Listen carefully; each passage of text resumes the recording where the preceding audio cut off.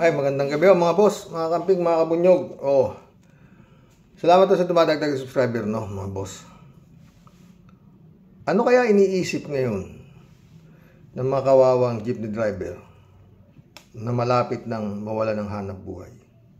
Mga boss. LTO, to pamagat ito. LTO, huhulihin sa February 1, hindi lang ang mga kolorong na jeepney, kundi pati ang mga hindi. Ito, pangyayin natin.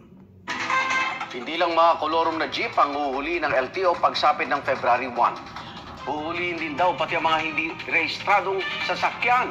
Saksi, si Ian Cruz.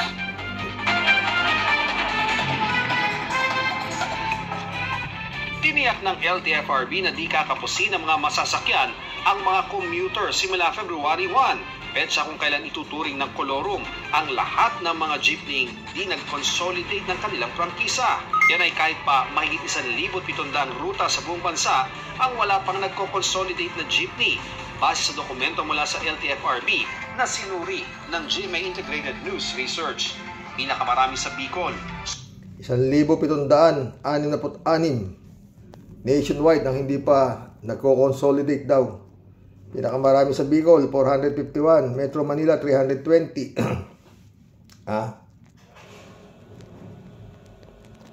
700, ano na ho to?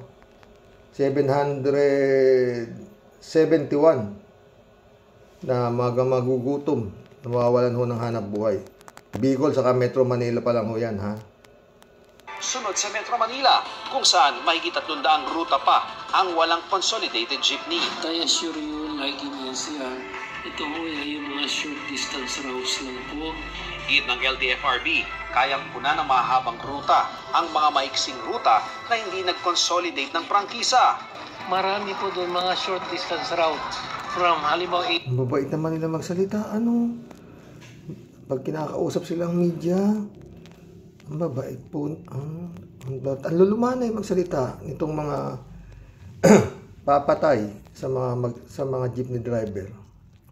A to B, pero may A to C na dumadaan sa A to B.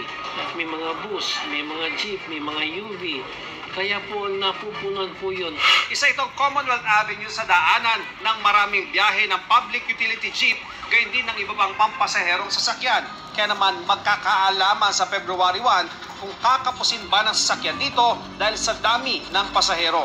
Sakaling kapusin, may mga libreng sakay naman daw ang gobyerno na sasalo sa mga dating naisasakay ng mga di nag-consolidate ng jeepney. Magpupulong din sa Lunes ang... Makikita natin yan sa February 1, malapit na po. Ano kaya pakiramdam ngayon itong mga jeepney driver na mga sinasabing isang kahig, isang tuka. LTO at mga regional heads nito bilang paghahanda sa panguhuli nila sa February 1. Natatarget hindi lang sa mga kolorom na jeepney, kundi mga hindi pa rehistradong sasakyan. May criminal liability up to 5 years imprisonment plus up to 3 million peso fine. Criminal po yan, ha? May imprisonment po ang kolorum. Kung dati wala, babantayan din ng LTO kung saan kulang ang public transport. That's why we're coordinating with all bus companies rin, no? Para just in case, meron tayong mga nakabag. Sa ilang lugar, habal-habal ang alternatibo sa jeepney. Pero sabi ng LTO, kahit sila, pwedeng hulihin ng ahensya. Para sa GMA Integrated News, Ian Cruz ang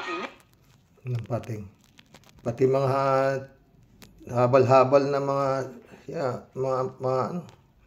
mga motorsiklo, huhulihin din sila, ha? Putres.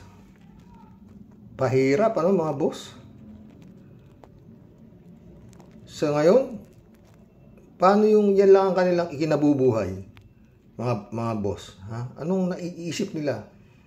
Ilang araw na lang nalalabi at 1 na ng Pebrero. Tapos na. Wala na silang hanap buhay. Diba? Tapos ganito pa, oh. Eto. Presyo ng imported rice sa Blooming Treat Market tumaas, pero mas mura pa rin kesa sa local milled rice. O, pakinggan natin to. 1 day ago lang ho ito. At bibili ng bigas ngayong umaga, maghanda ng dagdag na budget dahil mahal pa rin po ang presyo nito.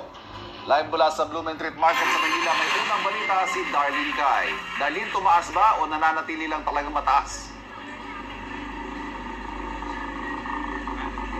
Ivan, tumaas yung presyo ng bigas dito sa Blumentritt Market sa Maynila. Ayon sa rice retailers na nakausap ko, mas malaki ang itinaas ng imported rice. Pero mas binibili pa rin daw ito ng kanilang mga suki.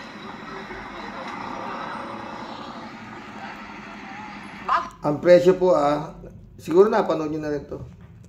Pinakamababaho 50. 54, 53, 58, 60. Ganun ang presyo ng bigas dyan.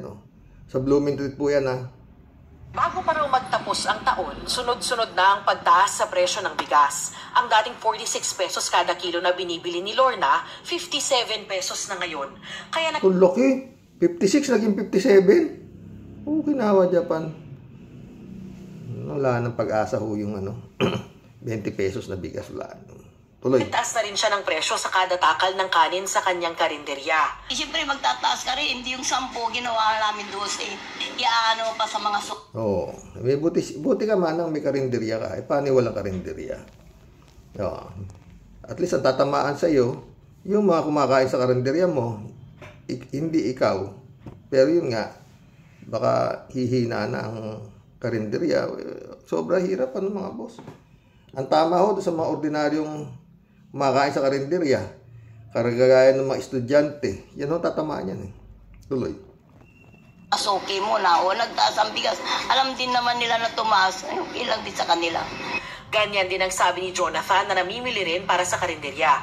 Mula 52 pesos kada kilo, 60 pesos na ngayon ang binibili niyang bigas. Dati 52 pesos, ngayon 60 na. 8 piso po kada kilo. Tinaas. Kinawa dyan pa. Tuloy. Tinataasan na lang namin yung presyo nung Magkano dati? dating 10, ngayon 15 na. Sabi ng ilang rice Sa dating 10, ngayon 15 na. Ang laki ito. 50% ang tinaas, no? 10, naging 15 di ba? retailers sa Blumentritt Market, mas nagmahal ang imported na bigas. Gayunman, mas mababa pa rin ang presyo nito kumpara sa local rice. Ayun, 53, 53, 54, 55, 56, 57, 59, 60, 64. Yan po presyo, Kikita ko hindi niyo na siguro makikita Yan Sa ngayon nga, may mga tumaas, pero maraming supply. Pero ganon, mas mababa ang imported kesa sa local. Kasi nga, maraming supply ngayon ang imported. Kaya sa tindahan ni na Cherry, ina-adjust din nila ang presyo sa tuwing nagmamahal ang wholesale. Tumutumal daw tuloy ang benta. Naka-apekto din yun kasi wala na kaming mabentang mababa So, ang sales mo, bumababa na. Wala nang ganong bumibili, di ba? Ang mga tao, nagtitipid na nga Ang ibang rice retailer tuloy, talaga raw titipid, tapos makikita mo yung mga 51 billion ang nang nipulong. Taragis ng mga politiko tuloy. Iniiwasang magtaas ng presyo. Sinasalo na lang daw nila sa puhunan hanggat kaya. Kina Elvira, 100 hanggang 150 pesos daw ang itinaas sa kada kaba ng imported rice. 100 to 150 pesos kada kaban ng imported rice. Putik yan. Malaki yan, mga boss. Paano kung naitago yung imported rice na yan, ngayon nilalabas, ganyan ang patong, sa 100. Libong sako po yung mga imported rice na yan, na itinago muna, tsaka ngayon mura lang nila nabilihan, tinaas pa ng todo. Tuloy. 50 pesos naman ang itinaas ng local rice. Pero hindi kami makapagtaas talaga sa buyer muna. Kaya sinasacrifice muna namin. Inaano po kami sa buyer hanggat may konti pa naman kaming Sana lahat kagaya mo, Nanang, nakakaintindi ng hirap, ha? Tuloy. I-adjust Ganun na lang nga lang oo.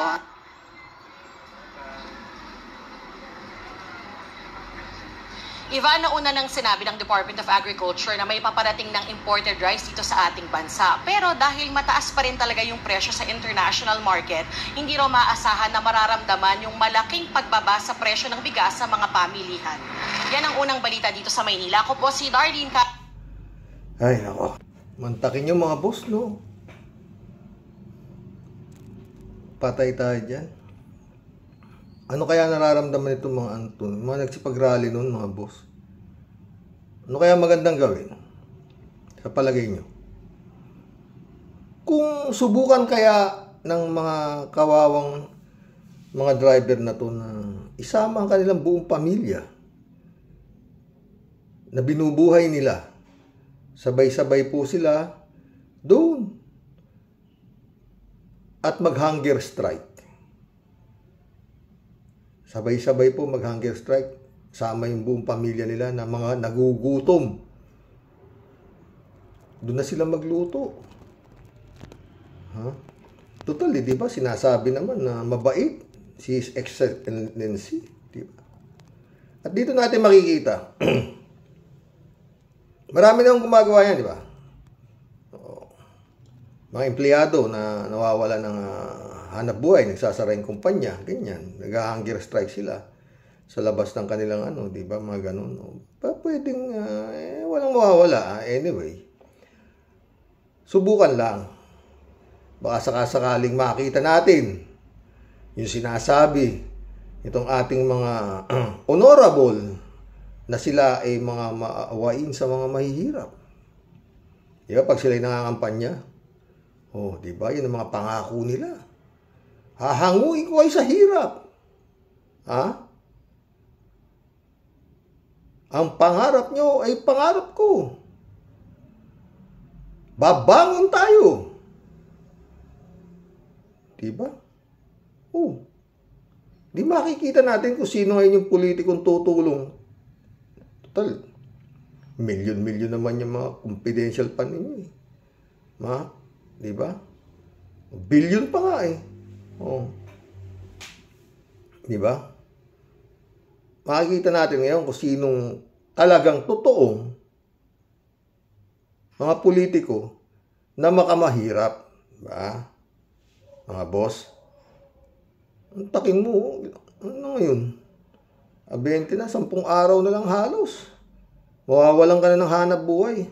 Aba, italo mo pa yung nag-aantay ng sintensya. Diba? Buti kung ikaw lang yung pamilya mo. Paano? Napakatibay ho ng salita kanina nung diba? Lahat huhulihin. Pati yung mga habal-habal daw, mga hindi nakarehistro, pag nagmasada kayo, may kukulungin pa kayo. Pagmumultahin pa kayo. Nakakatawang nakakabuisit, no, mga boss. Yan So, yung naging rally ho noon na napakaraming nagpagod ng mga jeepney driver, wala akong kwenta. Hindi pinakinggan, kaya yan.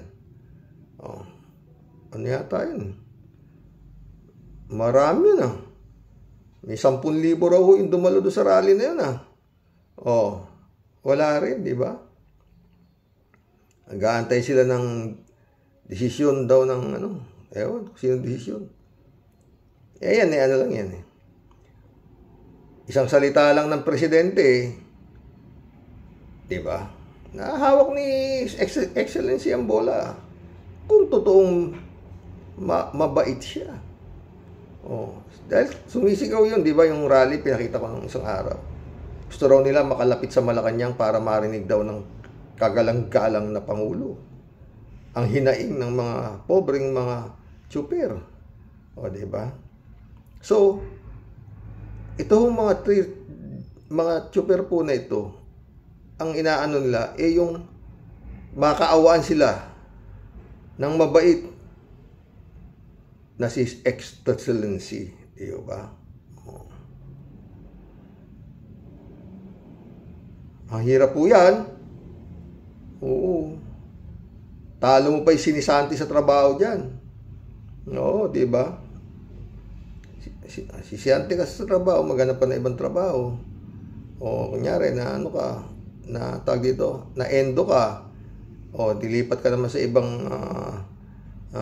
tawag dito, kunyari ikaw ay sales lady, dilipat ka ng ibang trabaho, maghanap ka. Ito hindi, biglaan ho ito eh. One time, big time to, diba, mga boss? Libo-libo ho yan na mawawalan ho ng hanap buhay ng mga driver ng jeep.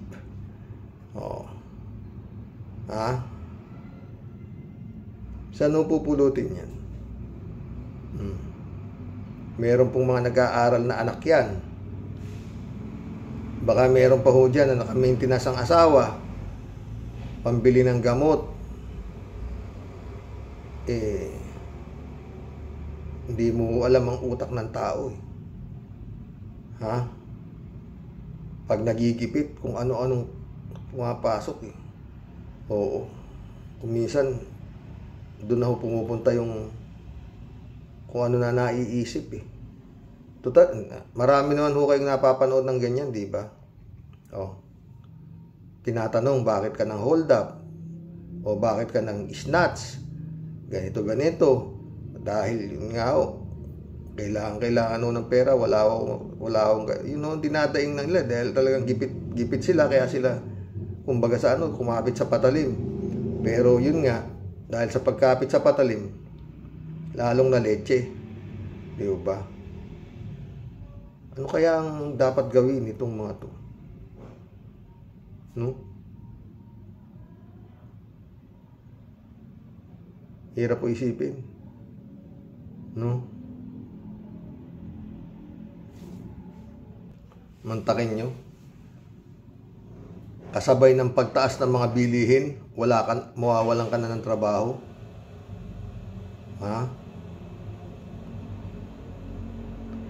Lord, ang hirap po isipin. Ako na, nahihirapan pa ako isipin, what more sila? Ba? Dating meron silang araw-araw na kinikita, ganun, Dito yata sa Pilipinas, kasalanan na yung maging mahirap ka. Samantalang, itong mga politiko natin, nagtatampisaw sa kwarta. Nakakita ko nga yung Kipulong, 51 billion. 13 billion, 25 billion, 13 billion sa loob ng 3 taon, Yung kanyang budget ba yun, o confidential fund ba, o yung kanyang nakalaan para sa kanyang distrito, no? Ewan. Yung mga namang sinasabing mga nagpapaaral ng anak ng mga taga-probinsya, naghahari munang makapagpakuleyo sa Maynila, kailangan dagdagan ninyo ang allowance ng inyong mga anak dahil mataas na ho bilihin, mataas na ho pati mga bayad ho sa pamasahe. Taasan na ho yan, kaya hindi na ho kakasya yung ordinaryong dati-dating malaki-laki rin ho idadagdag,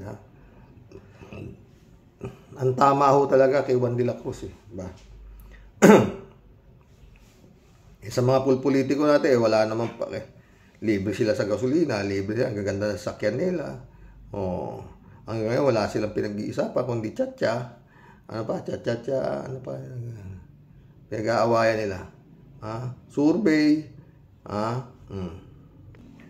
Gumagasto sila sa survey. Meron pong mga tao, ayaw man gumawa ng masama.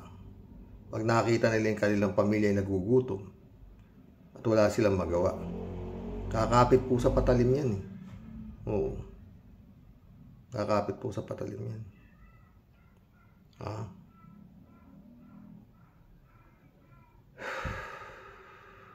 Kaya anong gagawin, Hunger strike, pinakamaganda. Kayo, para makita kung sino yung sinasabing mga politiko na makapobre at makamahirap at sinasaalang-alang ang kapakanan ng tao. Mag-collab na po tayo, mga boss. Reynaldo Gonzalez, shout out. Ako first, sabi niya. Salamat, Reynaldo Gonzalez ulit. Madali lang palabasin may tumama kahit wala. Kontrolado nila ang bola. Ngayon na lang sinisitan Tulfo. Gusto lang makapag-grandstanding. Opportunity na kasi ni Tulfo at tiyak kasi maraming manunood sa dami ba naman ng mananayang loto. Nagkakalutuan na. Bakit ka pa tataya? O, diba? Speaking of Tulfo, bakit wala yata ako naririnig kay Tulfo tungkol dito sa mga to? Siguro maraming mas maganda yatang talakayin mo, Senador. Ilaban mo, tsaka yun nga, kung may makakarinig nito at baka isip sila na mag-hunger strike, hindi mo malayo yan eh. O, diba? Sama nila yung buong pamilya nila. O kaya, yan, punta kayo kay Rapi Tulfo at Rapi Tulfo in action. Humingi kayo ng tulong, mga boss. O, dahil tinanggalan kayo kamo ng trabaho eh. Senador, may trabaho kami pero wala na kami trabaho ngayon kasi nga ganito na inabot namin. Inuuli na kami, Senador. O, di ba? Punta kayo dun. Magandang content. Magandang tawag dito. Magandang senaryo yan. O, kasi karamihan kay Tulfo may mga humihingi yung mga na-scam. O, diba? Tinutulungan niya yan. Ito, yung mga hindi na-scam to. Naghahanap buhay ito ng legal. O, ano tingin niyo dyan? Inaapi ng gobyerno, diba? Parang gano'n ang labas eh, diba? Naghahanap buhay mga tao eh. O. Marilo Pabian nak, shout out. Kabi-kabila po ang masalimuot na mga issue tayo only in the Philippines. Kapirahan as usual. Totoo yan. Puro pagkapirahan, ha? Marilo Pabian ulit. Good noon po, tay. Ask ko lang po, yan Mel Robles po. Connected po sila kay brother Mike Bilarde. Mike Bilarde. Isko, Mike Bilarde. Ayoko nang magsalita tungkol sa mga yan, ano? Isko. Ano ba naman? Ay, Lord. Saka ho yan, mga kulto-kulto na yan. Wala akong question. Religion. Katoliko po ako, kayo, Elsaday kayo, kung ano kayo. Sana naman, mga chief. Pag inuutusan na kayo, may masarili naman kayong pag-iisip eh. Inuutusan kayo ng inyong pinuno na ito ang iboto nyo. Aba, lumayas na kayo dyan. Yung ipinaboboto sa inyo, hindi naman kaboto-boto eh. Magkakaleche-leche yung bansa dahil sa inuutos ng inyong leader na yun na iboto nyo. Susunod kayo? O, abuloy na nga kayo ng abuloy, tapos uutusan pa kayo. Ano?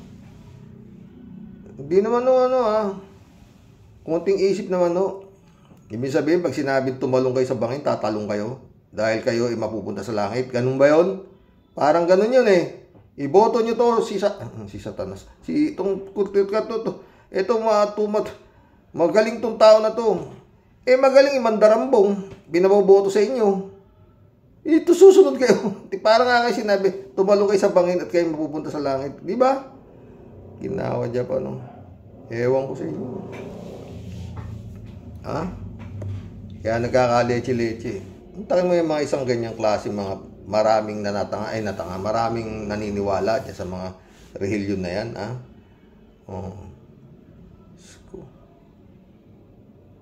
Karamihan dyan sa mga relihiyon na yan. Kaya maraming bumilib dyan, Yun yung mga, umpisa niyan yan eh. Kukunti lang sila, tapos, marami silang, tag dito, mga nagpapatuto. Yun, doon sila bumibili. Patuto ka. Ako po ay dating magnanakaw. Nung sumapi po ako dito sa rehiyon na to, hindi na po ako nagnanakaw. Praise the Lord! Sabi. Ako po ay dating may sakit na cancer. Nung sumapi po ako dito, ako po ay gumaling. Praise the Lord! Sabi na naman. Huwag naman ho kayong masyadong natatangan yung mga patutu na yan. Ako po ay dating babaero. Nung sumapi po ako dito, hindi na po ako ng babae, nanlalalaki na po ako. Praise the Lord.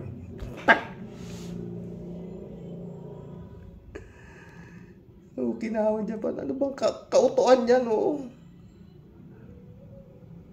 Nung pinanonood ko yung Mike Velarde, ang una kong naging bahay niyan yung Quirino Granistan, isa rin yan Oo.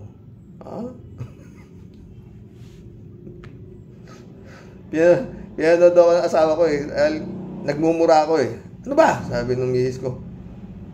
Pambira to. Ang daming tanga ako Ang tangin mo? Muulan? Nagsipagpayong yung mga doon sa Quirino Grandstand, Sabi ni Mike, lahat ng nagpayong walang biyaya kay Yahweh, nagpakabasa sila. Biyaya ka ng langit yan. Taragis. Ano ba? Taas ang inyong mga prayer request. Doon ako talagang nawindang. Yung malaki ang ilalagay, malaking biyaya kay Yahweh. Yung maliit, maliit din. Buisit. Ano ba? Ano yan? Sumapi kayo sa akin at kayo ligtas sa dagat-dagat ng apoy. Pagdating na eleksyon. Ito, iboto nyo galing na ito sa taas. Ito ang pinaboboto ng ating parang kumbaga Pope. Yung Pope nila. Panginoon. Ay, pumunta na ho tayo rito. May inis ka lang totoo. Si Kibulog may kaso na. Pinagtatanggol pa rin yung kanyang mga asawa. Mga pastoral.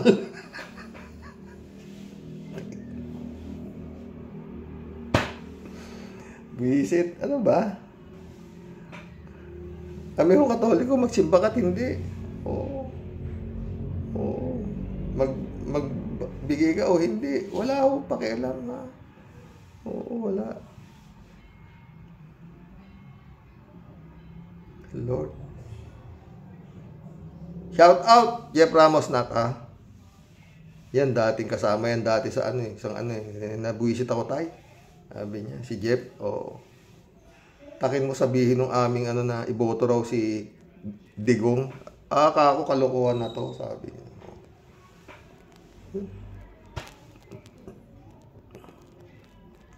Tapos pinaboto raw sa kanya si Marcos, lalong wala na. Lenny Robredo po yun yung aking anak-anak na yun. Marilo Pabian, sabi niya. Good nun po tayo. Kay Mike Velarde. Itong Mel Robles daw connected kay Mike Velarde. Kaya pala. Hello, Miss Akira Milus, sabi ni Kalatni. Kalatni Bayo ulit Si Idol lang ang nag-iisang doktor ng kabayo. Ayoko nang talakayin talaga yan. Pinapanood ko sila Mike Cervera, maganda. Oo. Hindi ba naman tangay mga naniniwala dyan? Kung talagang Marcos siya, kung di kayo mga gungo. Ewan ko sino nasa likod niyan, si Kabayo, totoo. Kalatni. Ewan ko sino. Pero nakakatawa rin Kung pinapanood ko rin sobrang yabang, totoo. Kinawa Japan, Pinagkikwento namin. Shout out, Brother Relly Asisio. Kasi nakakausap ni Brother Relly si Yama. Ikaw ito siya. Good afternoon, Karoke. Nax Early Bird. Ganun pa naman. Tirahin mo, Karoke, sabi niya. Elizabeth Iscare, shout out Good evening, Sir Rox. Grabe talaga ang anomalya dyan sa PCSO na yan. In 1 month daw, nakakuha lahat ang jackpot dyan. Kahit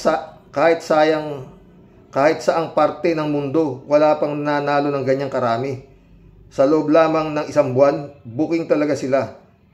Sa 642, 645, 655, 658, lahat dyan nakakuha ng jackpot. Dyan nung isang buwan lang yun. At daang milyon ang pinapanalo. Wow, talaga. At katropa daw nila ang nananalo dito. Ibang klase talaga. Noong pa ako duda dyan. Ako din. Suntok sa buwan nga bago ka manalo dyan.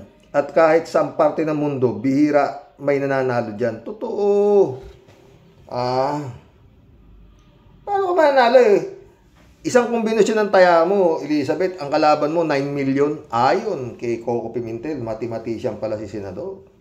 Raul Villanada, shoutout. Greetings, Kuya Rox, at sa inyong may bahay. Wishing you all good health. Salamat, Raul. Sana parati ka rin nasa good health, ha? Raul Villanada ulit, oh. Kaya nga ba, mas malamang na tayo daw ay tamaan ng kidlat. Totoo yan. Totoo yan, Raul ka, ha? Tamaan ng kidlat kaysa tumama sa loto. Loto na yan. Tumaya din ako dyan nung tinabangan na alang ako. Oo.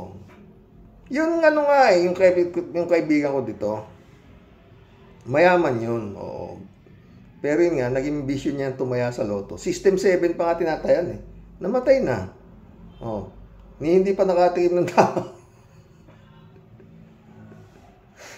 Ay ko. Inawan Japan. Ay naku. Kasi may inganyo ka sa laki-laki tapos sasabihin, may tumama ka. Ayaw pa sabihin pangalan, pero isa siyang kasambahay. Isa siyang driver, isa siyang hardinero. O kinawa Japan. Isang magsasaka. O talaga. Elizabeth Iscari ulit oh. Nung nakaraan nga, yung kombinasyon na nanalo dyan, katakataka, 9 times 9 times 2 times, yun nga, anong klase, mula hanggang 6 grade, napaka-imposible, di ba? At mahigit 400 ang nanalo riyan. Grabe. Dapat dyan pa lang, inimbestigahan na yan, di ba? O yun na sinasabi ko, Elizabeth, sana, doon na nag-imbestiga si Tulfo. Pinatawag niya lahat yung 400 na nanalo at inimbestigahan niya. Buko na doon eh. Wala eh. Oh. Pero pag may tumaya para man niya talaga dyan, ewan ko na. Pero yan dapat na talaga tinatanggal dyan dahil wala naman talaga tatama dyan eh. O sige nga. Sino tumama? Oh. Yung ano, first prize ha. Oh. May kilala ba kayo? Tumama. Oh. Elizabeth Iscari ulit oh. Puro kurakot ang mga taga dyan. Sila lang ang nananalo dyan. Kaya dapat halongkatin at lifestyle check nila ang mga nandyan para magkaalaman na. Para mabuking sila dyan. O, yun. Pero dapat yan, lihim. Yung bang surprise na, lifestyle check. Check na buko. Roelio Asuncion, shout out. Welcome to the club, Roelio Asuncion. Hindi pwedeng itago ng nanalo. Siyempre, malalaman ng mga kapamilya at mga kabarangay nila yan. Si Rox, diba? Pero sa kanila, yun nga sinasabi ko, Roelio eh. Mula noon, parating pag tumama, tinatago raw yung identity. Okay na. Baka raw kasi pag-interesan at hold upin. Kababaw na dahilan. Kinawa dyan. Ako tumama. Kinawa dyan. Pagsasabi ko mangingibang bansa na ako. 698 million. Kinawa dyan. Tagtitis ako dito. Fernando Ribong. Utang inang loto yan. Manager, mandarambong. Init ulo. Ni Fernando. Anong utang? Utang inang? Ramon Valencia, shout out. Good morning, night, bossing. Ako, naniniwala ako na ang loto sa Pinas ay gaguhan. Gaguhan lang. Hindi kagaya dito na naka-live ka at tatanggapin mo yung malaking cheque na naka-live ka sa TV. Sa totoo lang, may tumama na Pinoy dito, 62 million. Pwede ninyong i-google yan. Dito sa Ontario, Canada. Nasa Ontario, Canada pa. Oo, talaga namang may tumatama. Pero yun nga, sabi ko, Sus Mariosep, napakahirap. Oh. Dito Ramon eh. 4 na raan, sabay-sabay tumama. Oh, meron bang ganyan dyan sa Canada?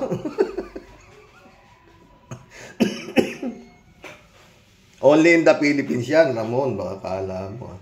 Ramon Valencia ulit. Bossing, ginawa lang na laruan sila Buyo sa Senado. Ang dapat daw, abogado, hindi artista.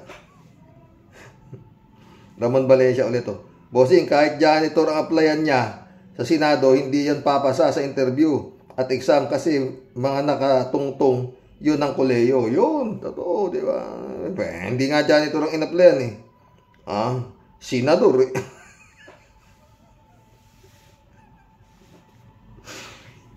Masaya na naman ako mga boss. Masaya rin kayo. Librado Ludovico. Blessed morning ka, Roque, and to all Roque Warriors watching from Edmonton, Alberta, Canada. God bless po, stay safe and healthy. Dito po sa Canada, pag may tumama sa loto, kinukunan ng litrato.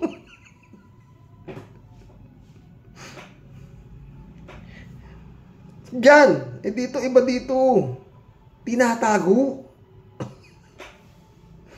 Anyway, yung pagbola rin dito ng mga loto-loto na yan, naka-televise din. Oo. Naka-televise po. Pero hindi agad-agad ina-announce kung may tumama. It will take how many minutes? Kasi dali na. Ba? May tumama. Isa. Yun. Alam nyo pa ba kung sino yung tumama? Ayaw nga ipasabi. Isang buwan, tinamaan lahat yung mga malalaking nagbigay sila ng 500 dagdag, 500,000, 500 million. Tapos 1.7 billion nga sabi, di ba? Tinawa Japan. Tapos isang buwan tinamaan nila lahat. Paano? Baka biglang may aksidenteng, may biglang totoong tumama. Kaya yung tumama, itinamaan na 698 million nung tumaya raw sa Lotto outlet sa over the counter. Ang binigyan, may dagdag ho doon na 500 million. Bali ang nakubransa lang 198 million. Pinatos na nila. Pero yun nga, ang paghahati-hatian nila kung sakasakali 698 million. Pati yung sinasabi lang galing sa pondo ng para maraming tumaya.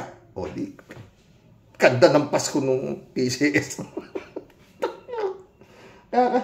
Tapos itong mga kawawa mga jeepney driver, okay na Japan, Yung mga politiko natin parang namumulot ho ng pera. Walang kapagod-pagod. Libre gasolina. Pati load nga raw sa cellphone, libre pa. Ramon Valencia, kakagigil, okay na ako Japan. Ano ba? Bossing, akala yata mga senador na nagpwesto sa Kilabuyo, isasayaw lang ang tsa-tsa. Limborak pala ang alam nila Buyo. Heto si Pren, Pren Sherdy sa Peda, shout out Christy Ansen, shout out. July 7 Alcantara, shout out. Pren Amy Bingson, shout out. Dolor Garcia, Belinda Magtangop, shout out sa inyo sa Italia. Sabi ni Tia Deli, mapagpalang buhay. Pagbati po pong basyang Team Tia Deli. Sa inyo po, Sir Rox, at sa lahat ng Roque Warriors the Great. Loto naman ngayon, Sir Rox. Talagang puro po patawa. Ano po, Sir Rox? Pinakamaganda po dyan, para wala pong mahakot at makurakot at maideposito daw sa mga offshore account silang ayon kay Maharlika, i-boycott at wag na pong tumaya pa sa loto ang mga tao. Yun nga Halatang-halata po si Mr. Langka na namimilipit ang dila sa sobrang pikon at high blood sa mga tanong po sa kanya. Grabe pang magturo ng daliri. It's about time siya po ang gisahin. Dapat po noon pa puro kaduda-duda na mga nananalo at only in the Philippines po, Sir Rox. Sa kasaysayan ng mundo, isang batalyon ang nananalo. Yung pong mga dating umaasa na mahihirap galing sa ayuda ng PCSO, hindi rin naibibigay. Magmula pa po kasi nung silangka ang humahawak. Puro po magic ang nangyayari para po sa akin. Total, siya lang po ang palagi ng nananalo at tumatama. Boycott po ang kasagutan dyan. Huwag na po kayong bumili ng loto. May panawagan po, Toto Kausing kay Sir Tulfo, kung paano mabubulat lahat at matututukan lahat ang mga peking panalo. Yung sinabi ko, dapat hindi lang ito. Dapat lahat yung tumama noong Disyembre, patawag ni Tulfo sa Senado at imbestigahan kung sino. O, di ba? Tuloy natin kay Prince Shelvin. That is the only way. Ito pong si Mr. Langka, pwede pong mapitik ang betlog habang nakabitin ng patiwarik. Kasi sobra pong grabe ang pandurugas at pagnanakaw po at pahirap po sa taong bayan. Ang kanya pong naging agenda magmula nang siya po ang umupo sa PCSO. Napakarami pong anomalya ang isinisigaw ni Maharlika about PCSO. Oy, nanonood si Prince Shelvin kay Maharlika. Totoo, di ba? Kaya nga gusto daw siyang ipagurgur ni Langka. Kaya para po matapos na lahat, huwag tigilan ang malalim na investigasyon. At the same time, Sir Rox, boycott ang loto. Pagbokya na ang kita, tapos ang istorya. Totoo. Wala nang mananakaw. He has to pay the price sa lahat ng kanyang naging kasakiman. Oy, Mr. Langka, umayos-ayos ka ha. Pag di ka magtino, latuhan kita ng rayuma. Makita mo, buisit, kinam, galit. Yung pong basyang lalayas po, ang sa inyo pong tunay pong nagmamahal, di po padedengoy sa loto. Ito po ang makulit at asungot ninyong Tia Deli.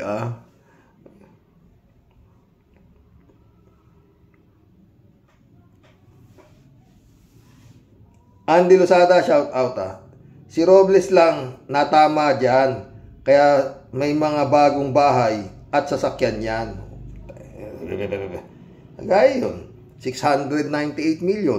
Sabihin natin, sabi niya, dinadagdagan niya para maraming tumaya. Dinagdagan niya ng 500 million. Diba? 198 million, malaking pera rin yan, diba? Ano ka, hello? Rolando Cruz, shout out. Kaya po, nilakihan ng premyo para malaki ang kanilang mailabas na pera ng loto. Dapat po, sa charity dapat napupunta ang pondo. Yun! Yun. Ganda to siya sabi ni Rolando Cruz, diba? Sa halip na sa charity napupunta yung 500 million na tinamaan kuno, inapunta na sa kanila. Diba? Ang galing to. Dapat mapunta ang pondo niyan at nagagamit ng mga mahihirap na tao na di kaya magpagamot. Ngayon, pasugal na ng gobyerno. Tapos, 2K franchise outlet ang pinasara para masolo nila ang pasugal na loto tulad dyan sa Jeep Phase Out. Tapos, mga taong gobyerno ang maglalagay ng transport sa Pinas at may kasabwat na supplier ng bagong mga jeep. Baka in-check din ang supplier, kawawang mga jeepney driver. Kita na naman mga alyado ni Digongyo. Mga kaalyado ni Digongyo. Ewan.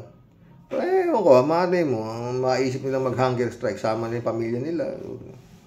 Mamalimos sila sa karsada. Baka maraming maaawang alam nyo, mga Pilipino maawain Kita ninyo yung mga mga tumutulong sa mahihirap dito sa YouTube na aakyat doon sa bundok, tapos pupunta sa mga lumad, sa mga katutubo, at doon kawawa ka naman dito. Anong pagkain nyo dito? May pa sounds pa yun. Karamihan ng tinatamaan ng mga ganong klaseng content yung pong ating mga OFWs na may sobrang pera, tinutulong ho doon sa bugok, doon sa nagko-content ng mga ganong klaseng YouTube content, no? Yung mga matulungin daw sila sa mahirap. Tayo, bulok na bulok yung bahay, tatanungin ng bugok, kamusta ka dito? Gago. Pag pinapanood ko, naiinis ako, totoo. Kikita mo na, naghihirap ka, kamustahin mo pa, bugok. Rodelia Alpilor, shout out. Ala na talaga, sir. Talamak na ang mga asa gobyerno natin. Nakakalungkot talaga nangyayari sa bayan natin, Sir Rose. Ingat po, God bless. Ingat ka, Rodelia. Ang problema nga dito sa loto, yung mga umaasa na na makakagaya sila sa mga tumamang na mga nabalita na tumamang mga driver, karpintero, magsasaka, talagang mga hirap. Ngayon, tumama sa loto ika ng 500 million. Kaya lang ayaw pabanggit yung pangalan. Yun, marami yung mahina na may tumama, driver, kasambahay. Kaya naman yung mga kasambahay, baka rin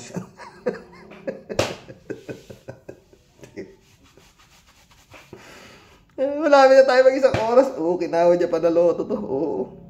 Johnny Bigod, shout out. Gandang gabi, Karoke. Dapat baguhin na ang tawag sa loto. Gawin na lang luta. Lotat dapat kasi lagi kang talo. Tapos meron palang anomalya at dayaan dyan. Paano kang mananalo kung regular na tao ka lang? Wala kang kapag-asa, friend. Wala ka. Kwento ko. Nakwento ko na ba to? Doon sa lugar namin, sa Quiapo. Meron hong nagpataya ron. Nagbukis. Loteng ang tawag, loteng. Ang tatayaan po ninyo, System 12. System 12 ba? Subukan mo tumaya sa loto. Magkano ang System 12? Baka libo-libo bayaran mo. Pero doon sa Quiapo, mura lang po. 20 pesos lang. System 12 ka na. At pag ang lumabas sa loto, pumasok doon sa 12 numbers mo, panalo ka.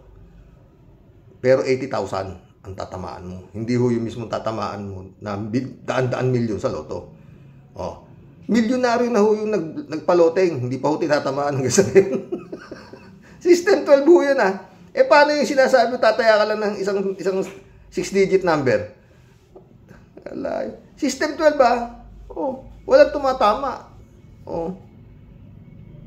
Kasi nga, 9 million sabi ni Coco Pimentel, ang kombinasyon niyan loto. Taya mo isa lang, ano kasi? Pero San Juan, shout out. Good morning po, Karoke. Grabe yan loto, PCSO, butas na alkansya ng taong bayan. Ayun! Ang tanong bayan, dyan lang nagbabaka sakali na makahango sa kahirapan tumataya.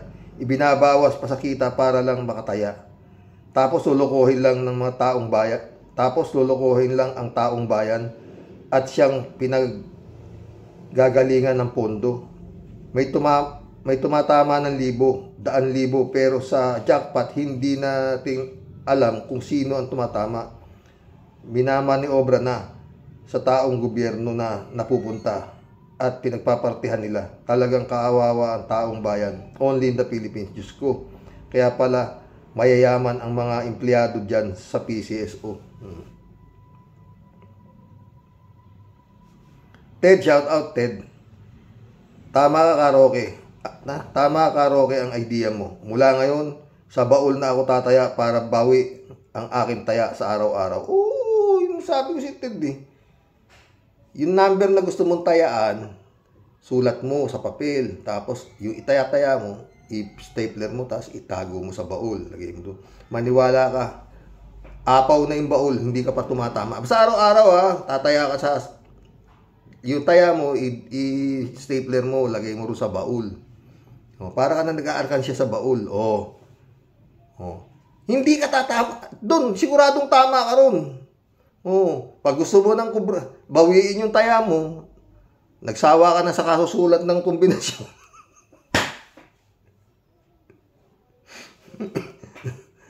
pwede mo nang kunin yung mga tinaya mo. Kung kita mo, hindi mo na talagang sobrang bigat na ng baul mo na pinaglalagyan mo ng mga itinataya mo sa araw-araw na hindi ka tumatama, pwede mong kubrahin. Nandun lang sa tabi mo yung baul. Yeah.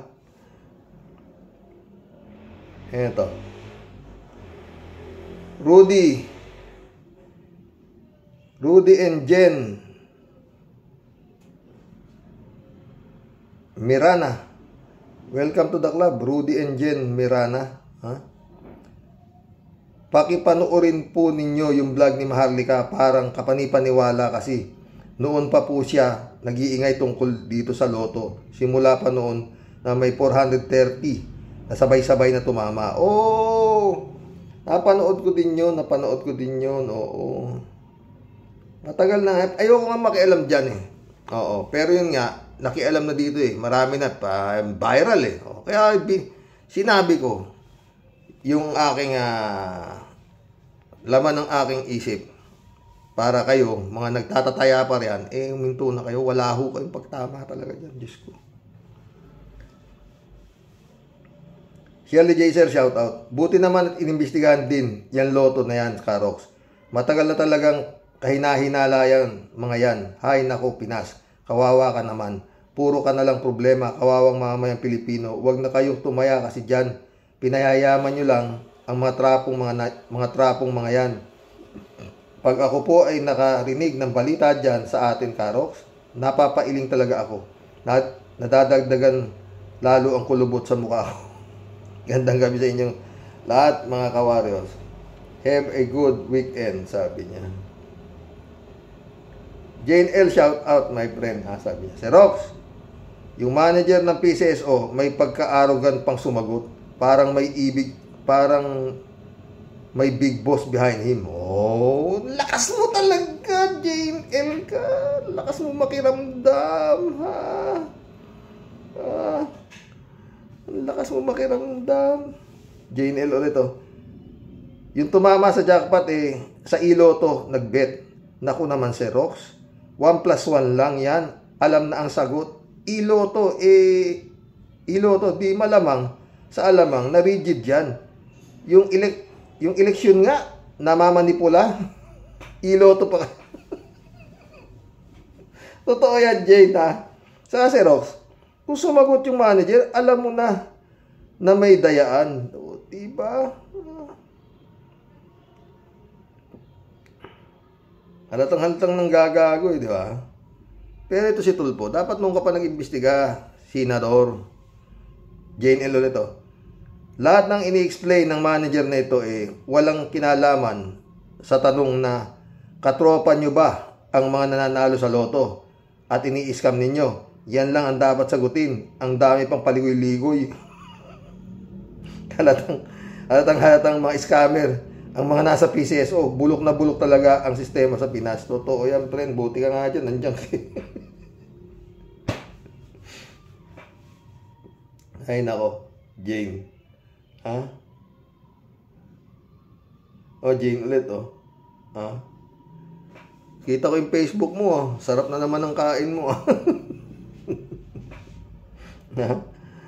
Ganito lang yan, Xerox, Patataasin ng pot money, tapos pananalunin nila ang tao nila at may usapan na either hati sila sa premyo o kaya 80-20 ang hatian. Sa madaling salita, scam yang loto. Matagal. Wala kang magawa Jane Si Kibuloy nga, pinaniwalaan nila Panay sila abuloy ng abuloy kay abuloy. Mapapamura ka Jane L ulit lahat na lang pinagkakakitaan ng mga walang hiya. Galit na itaulo. Kahit siguro yung Guinness Book of World Record hindi maniniwala dyan. Alam nilang daya yan. Kaya di i-record yan sa Guinness Book of World Record. Sobrang karapalan at harap-harapan ang panluloko. Only in the Philippines. Talaga. Maraming only in the Philippines, Jane, ha? Jane L ulit, Imposible naman ang 5 loto ng sabay-sabay. Imposible naman imposibleng tamaan ang 5 loto ng sabay-sabay. Mas may chance pang makita mo ang karayom sa bunton ng dayami kaysa mapanalunan ng sabay-sabay ang 5 loto sa loob lamang ng 6 na buwan. Hoy, manager, anong 6 na buwan? Sa loob lamang ng 1 buwan. Yung 5 malalaking premyo, tinamaan. Oo. Hoy, manager PCSO, tell that to the Marines. Galit. JNL ulit. Bulok na bulok ang sistema sa Pinas. Sobra. Pati yung tama yung sabi nung isa, sa halip na yung nakukuha pera rito sa mga aspiring to be a millionaire in a matter of pitik, na itutulong sa mga mahihirap na tao, kinukuha naman nitong manager na to, idinadagdag daw kuno sa premyo para mas maraming tumaya. Tapos sila tatama papati. Parang lagaring hapon, maski anong tulak. Kinakain yung pondo ng PCSO. Tapos dito kubra sa pagsasamahin. May tumamay ka. Hati-hati na sila. Puro lang po tayo espekulasyon, ha. Pero yun, duda si Tulpo sa si di ba? Si nawala sa isip ko yung senador kasama ni Tulpo. May papasok ulit yan. Masyado ako masaya JNL ulit to. Sir Rox, kapag ang mga Pinoy itataya pa dyan sa kapag ang mga Pinoy itataya pa dyan sa loto na yan, sa kabila ng pangyayaring ito, kasalanan na ng mga tao. Hindi ba naman si 1/2 Di ba naman 1/2 hunghang kay alam mo na dinadaya loto tapos tataya ka pa uli. Yun nga. 1/2 hunghang. Al-Ulalia, shout out my friend. Dito sa Pilipinas, ang swerte ng isang tao ay nasa kanyang pagsisikap. Sa game of luck o chances, gaya ng halimbawa ng loto, mas lalo na tayong walang mapapala kung ang nagpapatakbo ay mga mapanlinlang na tao. Sa ganitong klase ng gobyerno meron tayo ngayon. Maging handa na tayo at magpakatatag. Survivor of the fittest na. Lalo na sa mga nasa laylayan. Magandang araw, Sir Rox at sa Kakarol, God bless. Totoo. Yan na nga, Ilang libong mga driver yan ang mawawala. Taragis. Hay! Al-Ulalia ulit. Tama ka, Sir Rox. Pag hindi tinamaan, idadagdag ang premyos, ang porsyento ng koleksyon sa susunod na bulahan. Kung sila ay nagdidikta lang kung magkano ang tatamaan. Magduda na tayong tumataya, maganda dyan. Magtiis muna, mananaya at i-zero ang koleksyon nila. Huwag na tayong tumaya para masara na sila. Good day, Sir Rox. Hindi, pwede ka naman tumataya ka ba, Al-Ulalia? Pwede ka naman tumaya. Tumaya ka sa sarili mo. Sulat mo yung kombinasyon mo, i-stapler mo yung pera, tapos ilagay mo sa baul. Maniwala ka, Al-Ulalia. Puno na yung baul. Tsaka mo yung kukunin lahat yung tinaya mo sa loob na ilang taon. Diba? 9 million kombinasyon, Al-Ulalia naman. Isa lang ang taya mo. African Sai, shout out,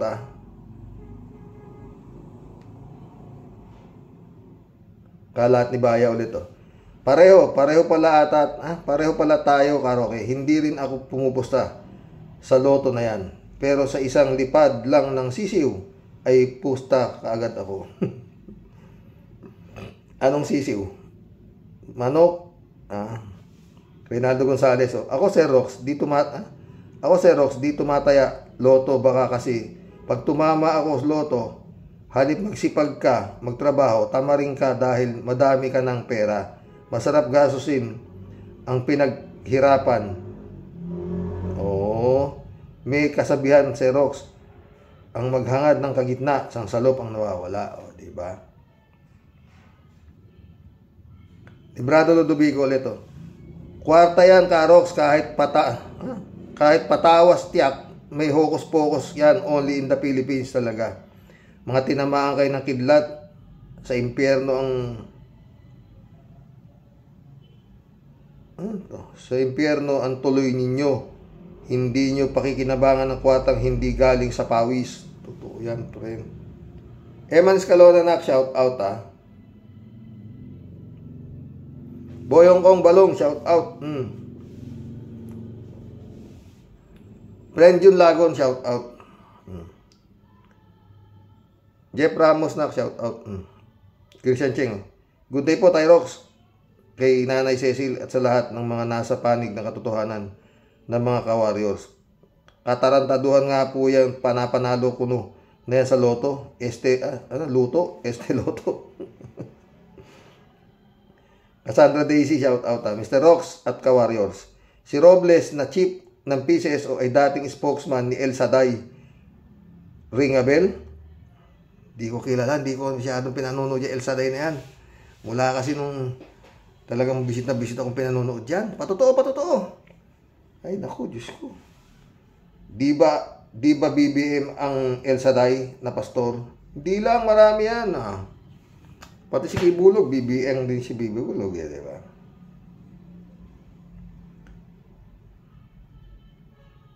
Time to collect money. Ang masaklap, pera natin ang budget ng PCSO. Saan nila kinukuha ang mga milyon na premyo? Kailangan traced kung saan nanggagaling ang pondo at sino-sino ang nakikinabang.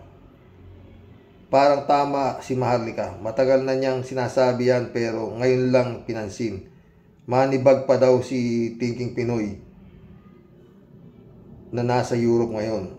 Ay naku, mga bubutante, kasalanan ninyong lahat ito sa pagboto ng mga lahi ng kleptomaniac or sticky fingers or mga dugas. Galit si Cassandra. Christian Cheng ulit to. Tama ka po tay. Nung una, sagrado pa ang... Tama ka po tay. Nung una, sagrado pa yung loto. Luto. At ang nananalo dyan ngayon, simula na magkaroon ng presidente na sindikato up to now, pati yung dating good image ng loto, napuno na ng bahid ng manipulasyon. Totoo yan,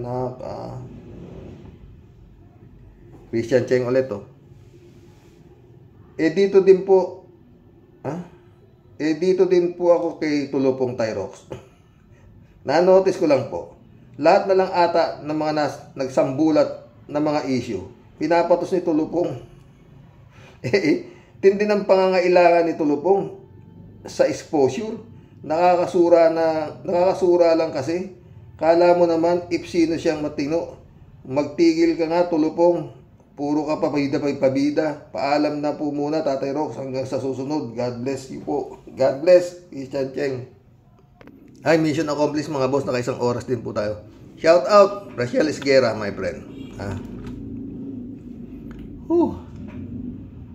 Hanggang bukas po. Meron no tayong hanap tayo ng magandang topic. Marami yung topic, no? May West Philippines bukas si Amy, kukontent natin si Amy. Si Amy Marcos po si Senadora. Bukas po yan ang content ko. God bless mga boss. Dasal. Yun lang po talaga kakapitan natin. Kawawang mga tsuper.